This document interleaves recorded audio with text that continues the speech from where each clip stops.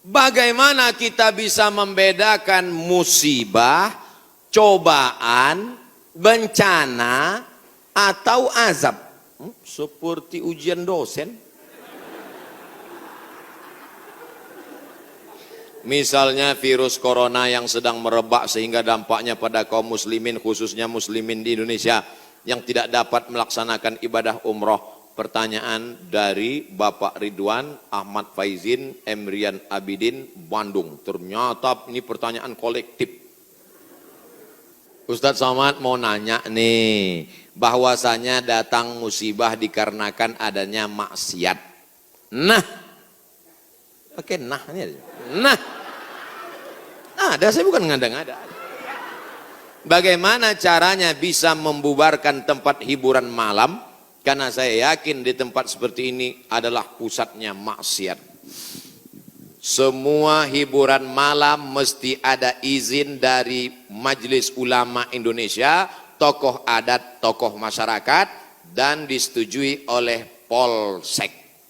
Setuju? Jadi siapa yang mau buat hiburan malam nikah anaknya, dia ngurus surat 3. Pertama, rekom dari MUI. Pak Ketua MUI Kecamatan, ya nanti malam mau pesta anak saya. Kata MUI, apa hiburannya? Ada keyboard tunggal. Lagunya apa? Ini lagunya. Ini pulang-pulang berbadan 2. Jangan. Berubah sama selawat. Selawat. Setelah MUI setuju, datang ke tokoh adat Sunda. Ini Pak tokoh adat. Apa lagunya? Ini lagu. Buat satu lagu adat. Lagu adat yang mengingatkan supaya kita tetap menjaga adat sopan santun. Oke, tambah lagu religi satu, lagu adat. Datang ke Polsek. Pak Polsek, oke, setuju. Jam 10 tutup. Bisa apa nggak bisa? Bisa. Jangan suruh saya datang ceramah ke situ. Nanti mereka sudah mabuk, baru datang saya. Assalamualaikum. Nggak bisa. Ini amar ma'ruf nahi mungkar ini bukan cuma tugas ustadz, tapi tugas kita bersama. Di masjid ustadz menyampaikan ceramah, bapak ibu memfasilitasi, anaknya nikah, perbuatannya baik, sakral, menghalalkan yang haram. Tapi dalam itu dia sudah mau melakukan perbuatan haram, menyediakan narkoba, menyediakan pesta sampai malam. Insya Allah kalau sepakat yang 3, polisi, tokoh agama, tokoh adat, DPR tingkat kabupaten provinsi, peraturan daerah, pesta keramaian hanya boleh sampai jam 9 malam. Lewat dari itu pengawasan polisi boleh menangkap. Bisa atau tidak bisa? Bisa. Makanya kita harus berjamaah menangkal ini semua. Insya Allah kalau sudah orang-orang masjid duduk memilih wakil-wakil rakyat yang juga peduli, maka akan terwujud negeri kita tetap menjadi baldatun thayyibatun wa rabbun ghafur. Makanya sebarkan pengajian. Siapapun ustadz yang datang ngaji, Ustadz Jujun Junaidi ngaji, Ustadz Abdul Somad ngaji, Ustadz ngaji.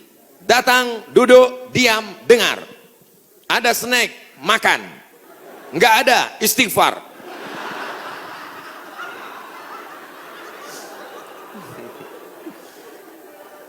Ustadz Somad, saya manusia banyak dosa. Tidak sholat Jumat. Kenapa enggak sholat Jumat? Man tarakal jumu'ata salasa marratin. Siapa yang enggak sholat Jumat 3 kali berturut-turut, tahawunan, bukan karena sakit, bukan karena darurat, tapi karena menyepelekan panggilan Allah, taba'allahu ala qalbi, Allah mengunci pintu hatinya. Kalau sudah hati terkunci, telinga tersumbat, mata tertutup, khatamallahu ala qulubihim wa ala sam'ihim wa ala absarihim ghishawah. 3 kali sholat Jumat kau tinggalkan, Allah mengunci pintu hatimu. Siapapun yang ceramah tak akan masuk ke telingamu. Na'udzubillah. Saya ingin bertobat dan sudah menjalankan taubat, maka sholat Jumatlah engkau.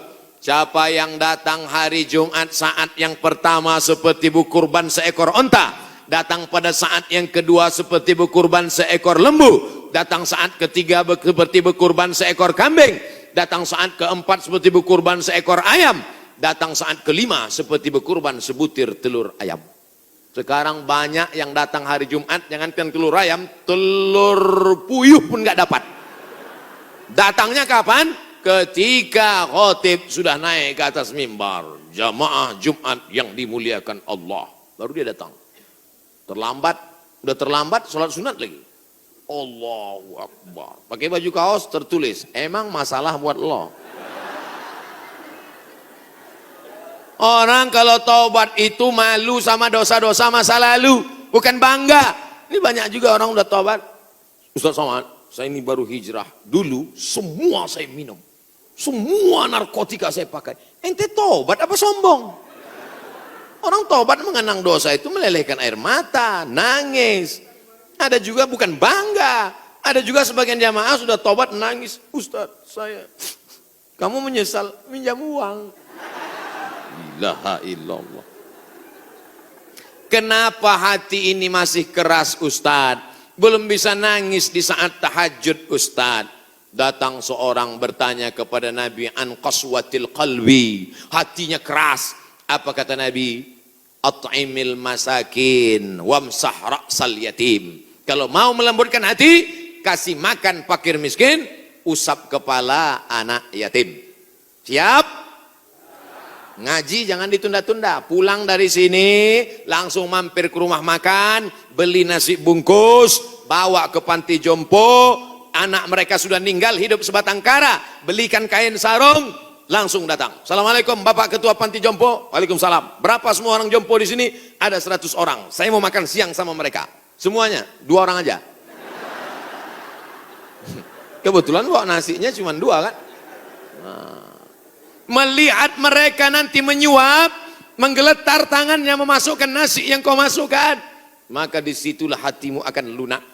Pergi ke rumah anak yatim, tanya, anak yatim sudah berapa bulan gak bayar uang sekolah? Lihat bajunya, dijahit, sobek, dijahit, sobek. Rupanya kain sudah lapuk.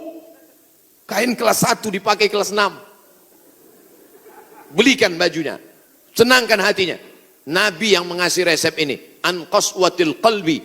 Azab yang paling hebat bukan miskin, azab yang paling dahsyat bukan susah. Azab di atas azab adalah hati yang keras. Wa inna minal hijarati lama yatafajjaru minhul alhar. Ada batu keras tapi masih bisa mengalirkan air. Wa inna minha lama yahbitu min khasyatillah. Ada batu yang keras tapi hancur berkeping ketika takut kepada Allah. Di atas bukit Tursina, saya ketika naik ke atas bukit Tursina di Mesir, tempat Nabi Musa menerima wahyu, itu nampak batu-batu hancur. Kata imam masjid yang ada di atas, inilah batu yang hancur saat takut kepada Allah SWT. Tapi kalau sudah hati menjadi keras, maka tak akan meleleh apa-apa.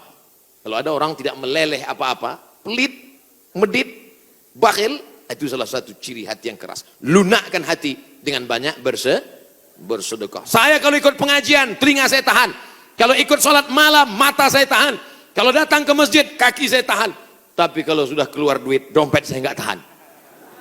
Banyak orang ketika keluar, alhamdulillah masjid ini adalah wakaf orang-orang baik di Panyawangan, di Jawa Barat. Ternyata orang-orang Sunda, orang-orang Jawa Barat ini berwakafnya tidak tanggung-tanggung, langsung satu masjid. Mudah-mudahan akan banyak wakaf-wakaf yang lain insya Allah. Amin. Sekarang banyak juga orang berwakaf. Ustaz Somad, itu tanah saya wakafkan. Mantap. Begitu diurus di Badan Pertahanan Nasional, rupanya suratnya 5. Kenapa kau wakafkan tanah bermasalah? Karena bermasalah, itulah saya wakafkan Ustaz. Na'udzubillah. Kalau hatimu masih keras juga, hadirlah di tempat penguburan jenazah. Berdirilah di tepi kubur tempat jenazah. Kubur, suruh kawan satu nyenggol dari belakang. Masuk kau ke dalam, kau sambut jenazahnya, kau pegang masuk ke lubang, terasa dingin dari bawah, sadarlah bahwa kau juga akan mati masuk ke dalam. Rumahmu yang besar tinggal, istrimu akan nikah dengan brownies. Mobilmu yang mewah akan dijual, suratnya akan berganti di kantor Samsat. Tanahmu akan diganti akte notaris. Kau hanya akan membawa 2-3 helai kain kafan, digulung macam dodol Garut. Apa yang kau bawa mati menghadap Allah Subhanahu wa taala? Ada orang Islam mati bawa seragam, ada. Tadi saya baru dikasih jaket kulit sayang sekali. Tapi jaket itu pun tinggal kalau kau mati, Abdul Somad. Kenapa nggak dipakai sekarang? Panas. Apa yang kau bawa mati? Kalau pernah kau usap kepala anak yatim, kalau pernah kau infak sedekah untuk masjid, itulah yang akan kekal abadi. Yang mewakafkan tanah ini sudah meninggal, tapi terang kuburnya, lapang makamnya insya Allah. Amin. Pikirkan, orang yang cerdas bukan yang IP-nya 4, orang yang cerdas bukan otaknya hebat. Al-Kayyis, orang yang cerdas, mandana nafsahu, mampu menekan hawa nafsunya, wa amila lima ba'dal maut. Dia beramal, berpikir setelah mati. Ini banyak orang mikirnya setelah pensiun. Saya alhamdulillah Pak Ustaz udah siap nih setelah pensiun nanti. Memangnya yakin malaikat maut datang setelah pensiun? Banyak malaikat maut datang sebelum pensiun.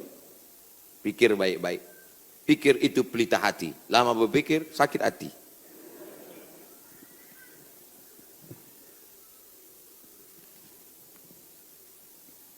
Bagaimana kita bisa membedakan musibah, cobaan, bencana, atau azab? Seperti ujian dosen. Misalnya virus corona yang sedang merebak sehingga dampaknya pada kaum muslimin, khususnya muslimin di Indonesia yang tidak dapat melaksanakan ibadah umroh. Pertanyaan dari Bapak Ridwan Ahmad Faizin Emrian Abidin Bandung. Ternyata ini pertanyaan kolektif. Misalnya saya demam. Dari mana saya bisa membedakan demam saya itu menghapus dosa, atau demam laknat, atau demam ujian iman, atau demam itu dari mana saya bisa tahu? Oh, kalau demamnya cuman 36 derajat Celcius itu menghapus dosa. Kalau 40 derajat itu laknat. Kalau 100 derajat kebakaran. Di mana kita bisa tahu? Tidak ada yang bisa membedakannya kecuali introspeksi diri. Satu, la yusibul mu'min min nasabin wala wasabin wala saqamin wala syaukin yastakuha.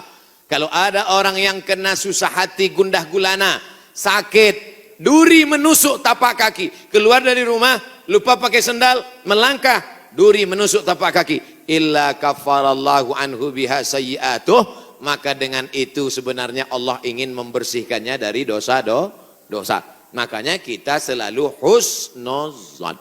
Ana, dalam hadis kursi, apa kata Allah? Ana inda husni zanni abdi bi. Aku menurut prasangka hambaku kepadaku. Maka kalau kita kena penyakit, yang pertama husnuzan pada Allah, bahwa sebenarnya Allah ingin membersihkan kita dari dosa. Yang kedua, saya nggak ada dosa Pak Ustadz. Apa dosa saya?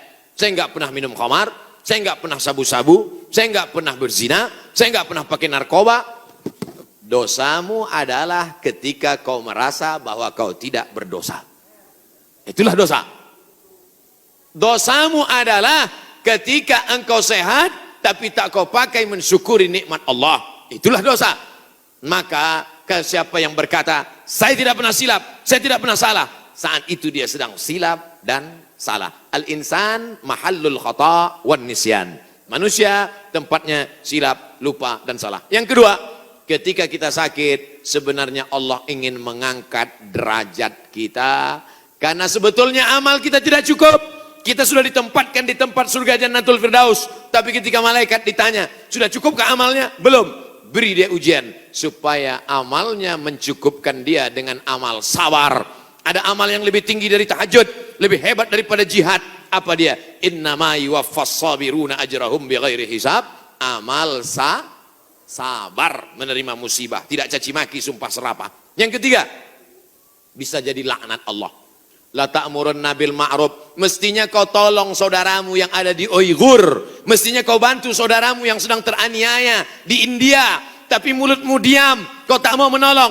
Ketika musibah dikirimkan Allah dalam bentuk bencana, ternyata yang kena bukan yang jahat-jahat saja, yang baik-baik pun ikut juga kena. Maka tidak ada cara lain kecuali mohon ampun, minta ampun, taubat, nasuha kepada Allah Subhanahu wa ta'ala. Oleh sebab itu maka yang bisa membedakannya hanya Allah, dan kita hanya berhusnuzon kepada Allah Subhanahu wa ta'ala.